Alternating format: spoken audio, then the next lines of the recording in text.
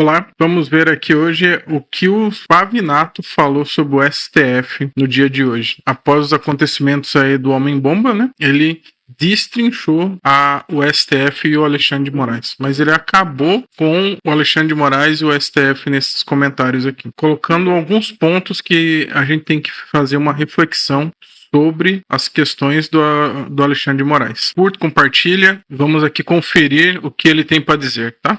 Hoje eu estou vendo subir no trono um ditador, que já era um ditador, mas que agora vai ser mais cruel, se é possível que seja mais cruel do que ele já é. Alexandre de Moraes devia entrar para o livro do recorde. Ele é o maior criminoso na modalidade crime de abuso de autoridade em pseudo-países democráticos. Tá aí. Eu juro, eu não quero ouvir o Moraes. Não, põe o Moraes falando. Mas o que ocorreu ontem não é um fato isolado do contexto.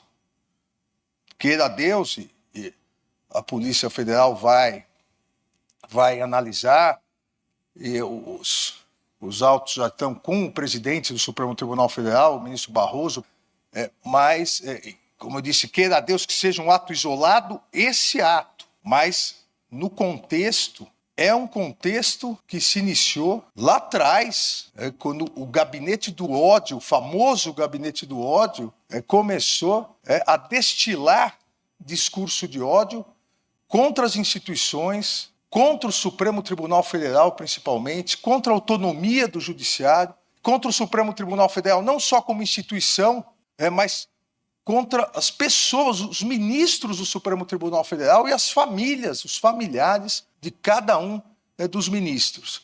Isso foi se avolumando sob o falso manto de uma criminosa utilização da liberdade de expressão. Isso foi se agigantando e isso resultou, a partir da tentativa de descrédito das instituições, isso resultou no 8 de janeiro.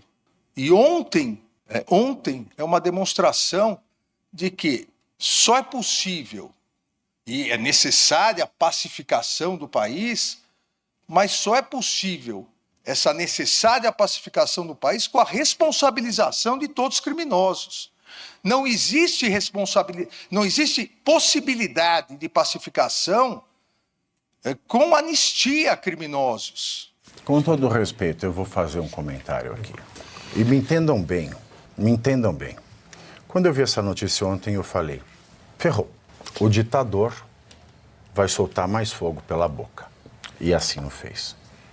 Nessa fala asquerosa do ministro, nós ouvimos o seguinte.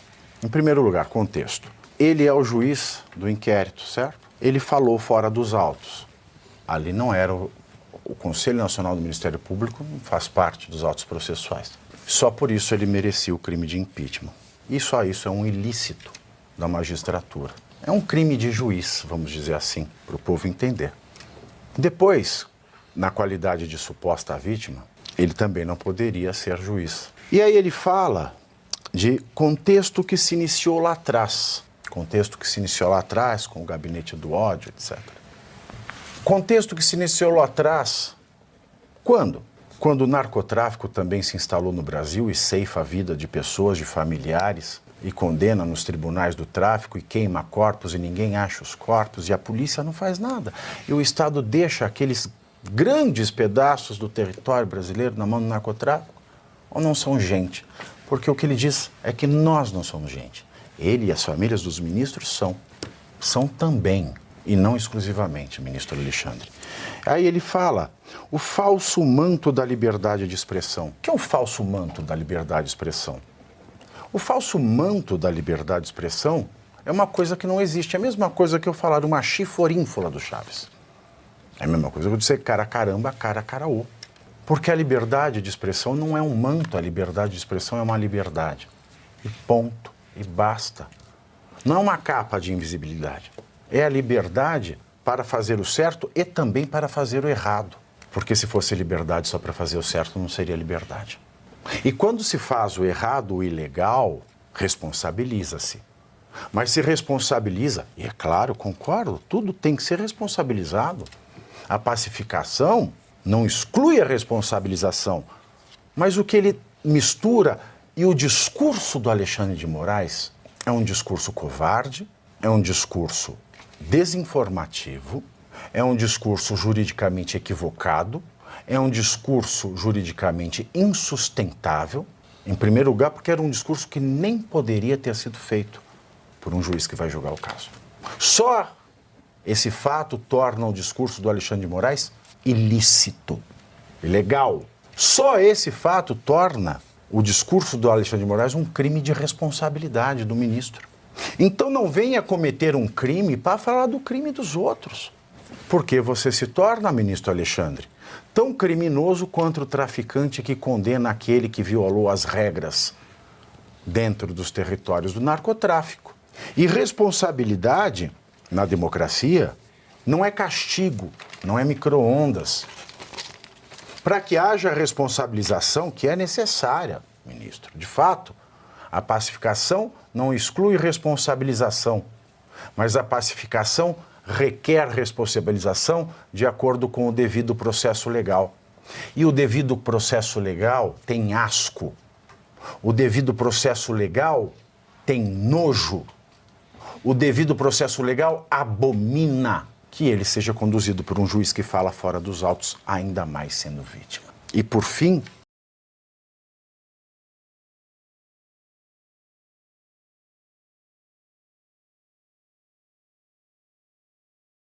porque não existe tal manto. Quando Vossa Excelência fala de que esse gabinete de lá atrás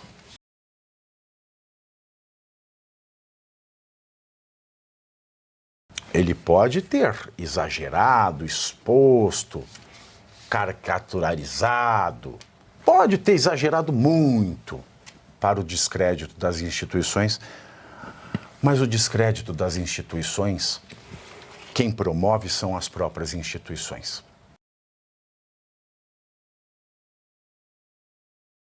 É um bom pai, é um bom marido, é um bom empregado e um bom patrão. Não é a fofoca que vai torná-lo. Alguém só pode ser vítima de descrédito quando, na vida dele, existe algum podre. O senhor Alexandre de Moraes é o maior culpado. E por conta disso, agora,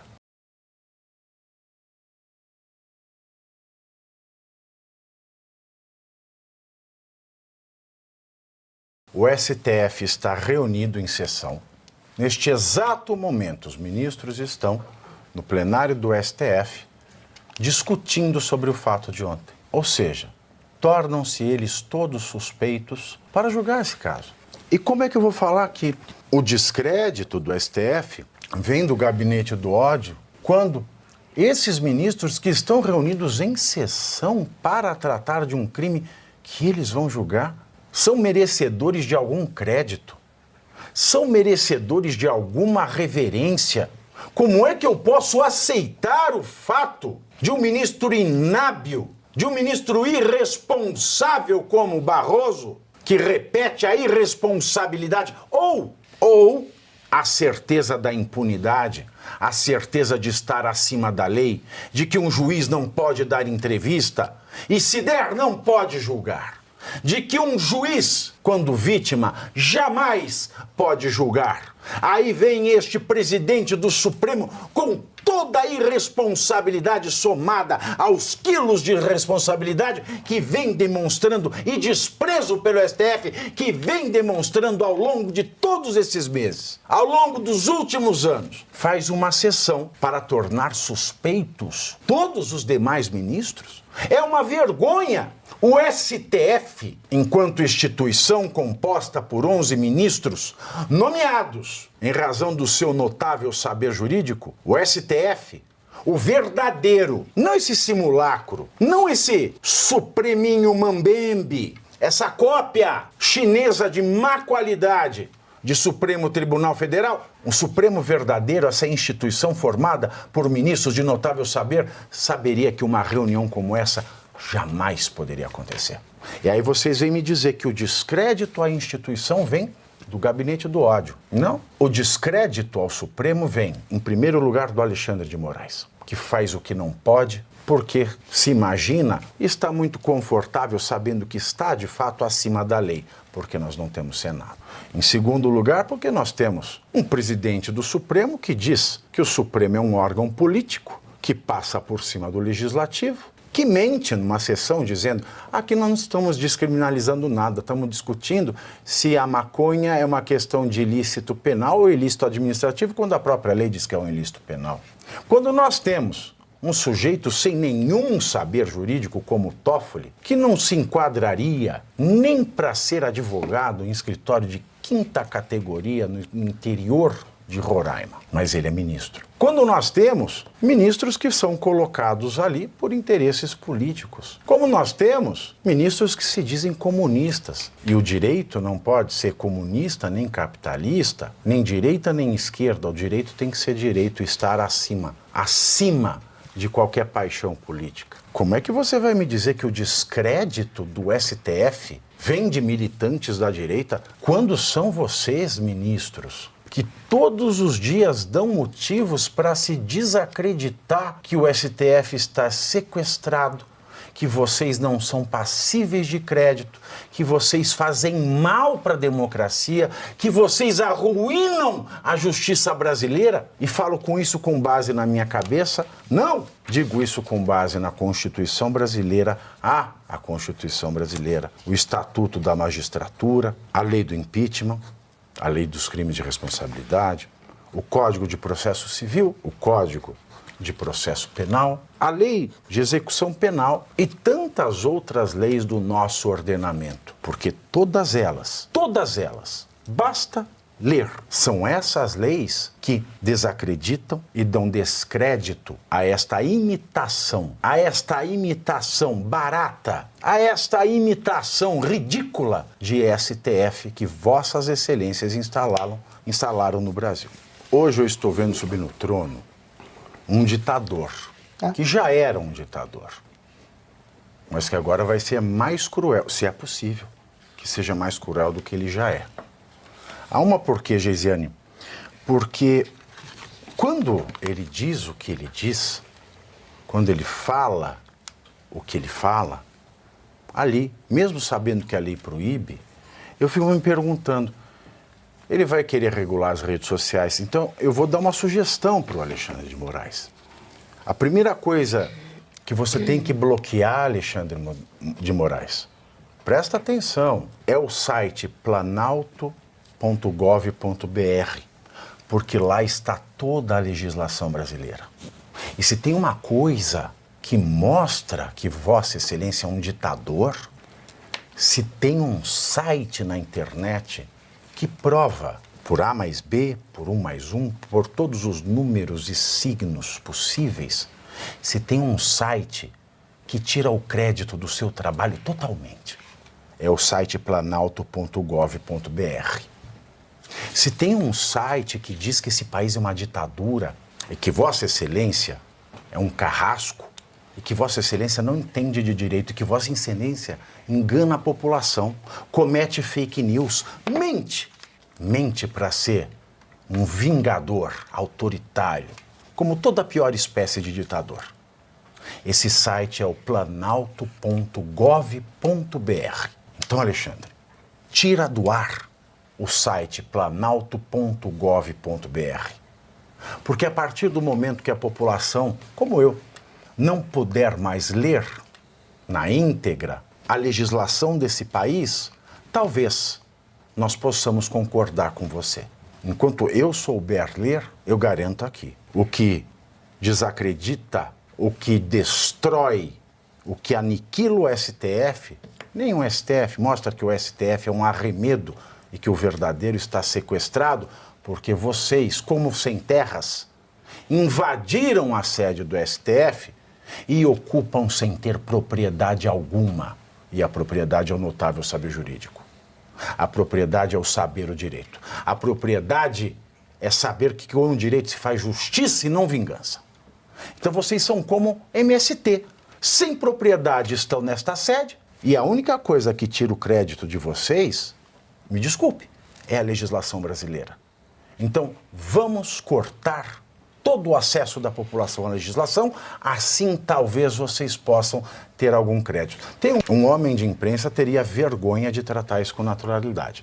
Agora, os herdeiros não, eles só não querem perder o dinheiro. E dinheiro na mão, calcinha no chão. Corrigindo que Deltan me desculpe, mas é para deixar isso bem claro. Não são os homens de imprensa que tratam com naturalidade, são os herdeiros que não têm vocação para a imprensa e só não querem perder a boquinha. Mas continuando aqui ao post do Deltan. Segundo informação da própria imprensa, Moraes será o juiz relator da investigação e, portanto, jamais poderia comentar publicamente sobre o caso, desta forma antecipar opiniões. O que eu acabei de falar aqui. Pior do que isso, como que o ministro já fala de forma tão segura sobre o que ocorreu menos de 24 horas depois do caso, quando a investigação mal começou? Como Moraes pode afirmar a respeito das causas e contexto dos fatos e ainda culpar as redes sociais e a liberdade? Pois é. Falar que os réus do 8 de janeiro precisam ser punidos porque a impunidade vai gerar mais violência só pode ser uma piada de mau gosto. O STF é o maior garantidor da impunidade dos grandes corruptos do Brasil e não tem moral alguma para criticar a impunidade brasileira, considerando o papel que o próprio tribunal tem exercido na blindagem de criminosos de colarinho branco. Não só. Alexandre de Moraes devia entrar para o livro do recorde. Ele é o maior criminoso na modalidade crime de abuso de autoridade em pseudo-países democráticos. Tá aí. O grande pulo do gato nessa história... Não é debate. O grande pulo... É um debate, por favor. O grande pulo do gato nessa história, Arthur, é o seguinte. Quando o Alexandre de Moraes, nessa fala, que ele é proibido de fazer, duplamente, primeiro, porque é vítima e está sendo juiz da instrução, e segundo, porque como juiz ele não pode falar fora dos autos, e como não existem autos, nenhum dos ministros desse Supremo fake, desse Supremo de desinformação, poderia estar fazendo como está fazendo agora lá em Brasília. E isso é um atentado contra o Supremo. Sim. É o que o Barroso está fazendo neste momento com os ministros. Isso é um atentado ao Supremo. Isso é um descrédito das instituições. Segundo ponto. Ela e fazem o que querem. Por que é que se considerou o Adélio Bispo um inimputável, jogou-se no manicômio e a tentativa de matar, aí sim, uma tentativa viabilíssima, com uma faca enferrujada, premeditado. Ninguém mais quer tratar. Enquanto isso, tem pessoas tão inimputáveis quanto Adélio Bispo, que o Alexandre de Moraes insiste em manter preso por causa do 8 de janeiro. Por quê? Por quê? E terceiro ponto, quando o Alexandre de Moraes diz a função do gabinete do ódio, que ele tanto recrimina, era desacreditar a instituição. Gabinete do ódio, culpa do gabinete, porque ele desacreditou a instituição. Vamos lembrar da Vaza-Toga, que não deu em nada. Quando o Alexandre de Moraes manda o seu juiz de instrução e desembargador do Estado de São Paulo, Ayrton Vieira, desmonetizar a Revista Oeste. E ele manda um WhatsApp para o Talhaferro. E diz, olha, a gente precisa dar um jeito aqui nessa revista golpista. E o Talhaferro responde, só o que eu achei foi matéria jornalística. Ou seja, é uma instituição de imprensa agindo como imprensa. E o que ele diz? Use a sua criatividade, risos. Isso é desacreditar. E o gabinete do ódio desse sujeito, que infelizmente é um desses sem terra ocupando, que tomaram posse da sede do Supremo. Que personagem da história se confundia com a Itália? Benito Mussolini. Que personagem da história se confundia com a Alemanha? Adolf Hitler. Quem se confunde com a instituição, meu querido, eu não sei se o Alexandre de Moraes é ou não é, eu sei que ele é perverso. Porque olhar para uma criança que chora e deixar a mãe trancafiada por escrever com batom e deixar a rainha do tráfico solta. Isso é perversidade.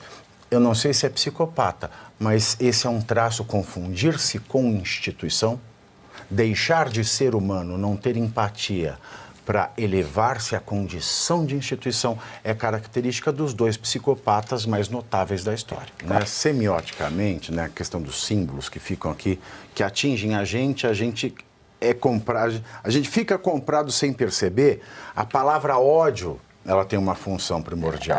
O que você fala? Gabinete do ódio. Você já vê uma coisa ruim, que é a palavra ódio. O símbolo ódio... Isso, é guerra semântica. Né, já planta alguma coisa. Isso foi desenvolvido na União Soviética.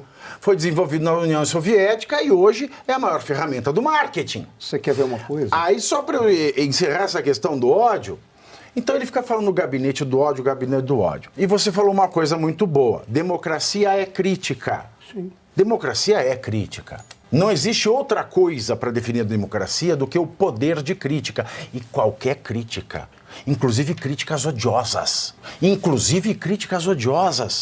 A democracia, não existe um manto da liberdade de expressão. A democracia é a própria liberdade de expressão. Sim. Vê-se quando começou a democracia em Atenas, ao mesmo tempo que começou um troço chamado filosofia. Ao mesmo tempo.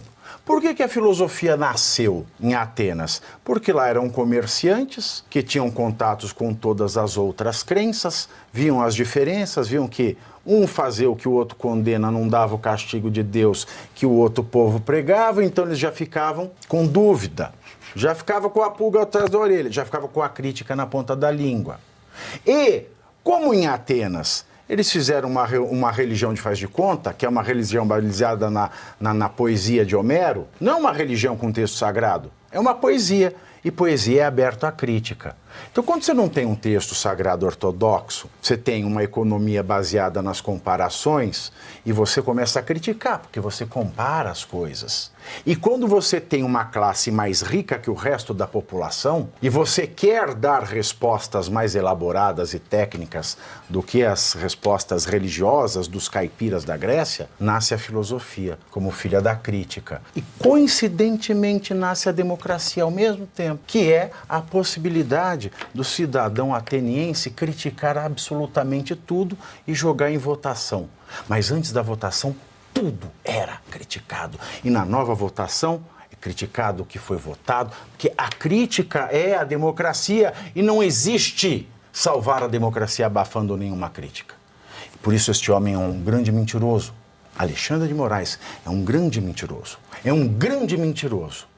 Porque ele, como professor de direito que é, jamais poderia dizer que para salvar a democracia você tem que matar a democracia. Porque para salvar a democracia você precisa salvar a crítica. Do fascismo acadêmico sem academicismo no Brasil. Fascismo acadêmico é uma espécie de fascismo que foi aplicado em Portugal e era dirigida por um conselho de ministros a despeito de qualquer constituição ou lei. Porque eles entenderiam o que é melhor para o país a cada momento da vida dos seus cidadãos. Nesse momento no STF está acontecendo, institucionalmente ou não, mas está acontecendo um dos atos inaugurais e definitivos de um fascismo acadêmico. Eu quero dizer uma coisa aqui sobre esse tema, e eu queria encerrar dizendo isso. Eu não uso de violência física. A minha arma sempre é o argumento. E o argumento, é claro, ele é municiado por tudo que eu estudo há mais de 2 décadas em direito. Mais do que ganhar ou perder, ver meu candidato ganhar ou perder as eleições, ver as ideias políticas que eu mais gosto terem sucesso ou não no meu país, me causa mais revolta o fato de estudar por mais de 20 anos uma disciplina que não tem mais utilidade prática. E tudo que eu falo aqui, eu faço através do argumento, através da lei, através da doutrina, da jurisprudência, do direito comparado, de tudo que aprendo e venho aprendendo há mais de 20 anos como jurista. Porque o jurista não é o formado em direito, como muita gente acha. O jurista é aquele que pega e joga a sua vida inteira nas mãos do estudo da justiça e do direito. E eu entreguei a minha vida e vou continuar entregando a minha vida ao estudo do direito. E as minhas críticas ao Alexandre de Moraes não são porque eu voto no Bolsonaro. Não são porque eu sou capitalista. Não são porque eu sou um sujeito que gosta da noção de família como base da sociedade, as minhas críticas ao Alexandre de Moraes não são por nada disso. As minhas críticas ao Alexandre de Moraes sempre foram, todas elas, deixo bem claro, porque ele não respeita a grande paixão da minha vida, que é o direito. E direito que não serve à justiça não é direito. As minhas críticas ao Alexandre de Moraes não são porque eu sou inimigo, porque eu não gosto dele pessoalmente, porque eu tenho projeto de poder pessoal. Não.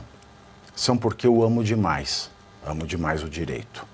E mesmo que a minha fala seja só argumento, e mesmo que ele tenha respondido através de seus assessores, através de conversas que nós nunca saberemos e poderemos provar as suas existências, para que eu não prospere, para que eu sempre viva sufocado, por mais que ele use da força física que lhe dá o poder estatal, que tem o monopólio da violência, eu não vou abrir mão dos argumentos, porque o grande amor da minha vida tem sido morto a cada dia e falsamente coroado como uma Inês, que depois de morta se torna rainha, numa ação mísera e mesquinha, como lemos em Os Lusíadas. Ele insiste em coroar um cadáver, o cadáver do corpo que eu mais amo, que é o cadáver do corpo jurídico. É isso que eu tinha a dizer.